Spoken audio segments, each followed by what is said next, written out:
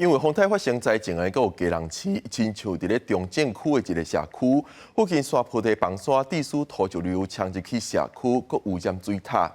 伫咧新丰街一个社区也因为山坡地崩落，车路交通是受影响。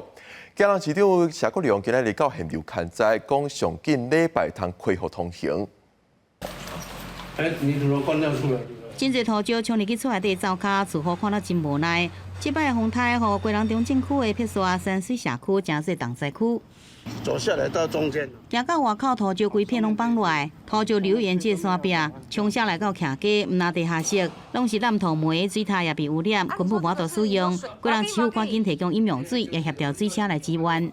我们住户大家都非常担心，这个后面的石头还有树，随时都有可能倒塌的问题。 真的很痛苦，也没有地方洗澡，我晚上还要再赶到北都去洗澡。对民众关心这土石流问题，贵人市长谢国良讲，先把烂土清掉，后续来做冻土壁时间，加强水土保持。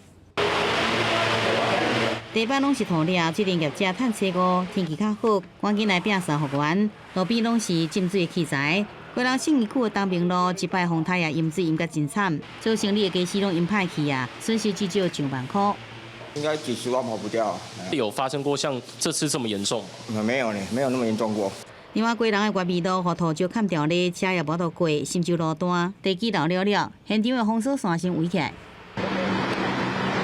另外，新丰街的海中天社区头前的山壁测试土石规片放落来，影响路段有100公尺，当地交通断去，车辆也无得过。有真侪台机车和土石流砍掉咧，工班赶紧清路，要拼上紧，找6礼拜暗头啊，双向通车。 因为挡土的部分先做一个简单的防护，那因为样样会比较大一点，所以有一些东西要从外县市去调过来。贵人各地有未少的灾情，新竹桃园拢出动，人力甲机械赶紧来救援。因为贵人信义区这所在发生淹水灾情，却是无停止上班上课，引发民怨。也后贵人新北、台北、桃园停班停课标准，互人疑问。因为以前这种局部降雨，大家最近在金山这边也都看到了，这个局部降雨如果非常强。 那确实，局部的一些区域要如何的来脱钩，这一点未来我们会深入来研究。对着风台灾情造成民众损害，有真侪汽机车和土石因砍掉，淹过过去无纳入的灾害损失。